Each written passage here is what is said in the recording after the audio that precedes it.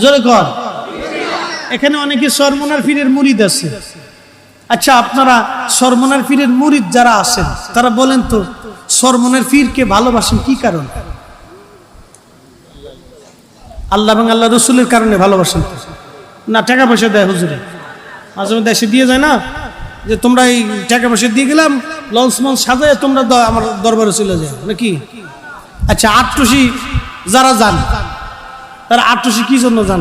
গরু খাওয়ার জন্য। আটটুসি যান, আটটুসি পীরকে ভালোবাসেন কি জন্য?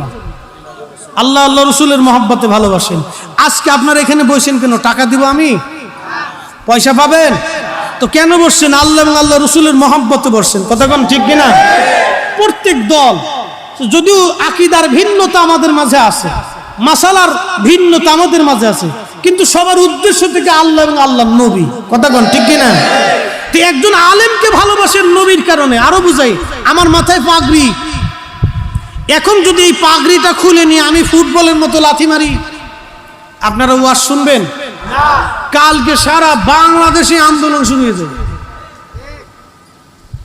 1 ঘন্টার ভিতরে সারা বাংলাদেশ ভাইরাল হয়ে যাবে। ফরিদি সাহেব পাগড়ি লাথি মেরেছে, আল্লাহ নবীর পাগড়িকে অপমান করেছে, ধর এটা শয়তান হয়ে গেছে। সারা বাংলাদেশে কালকে মনে করেন যে তুফান শুরু হয়েছে।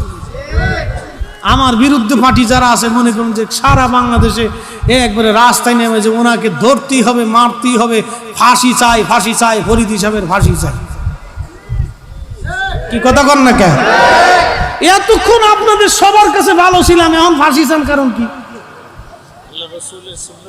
এই যে সুন্নত, এই কাপড় কোথায় ছিল?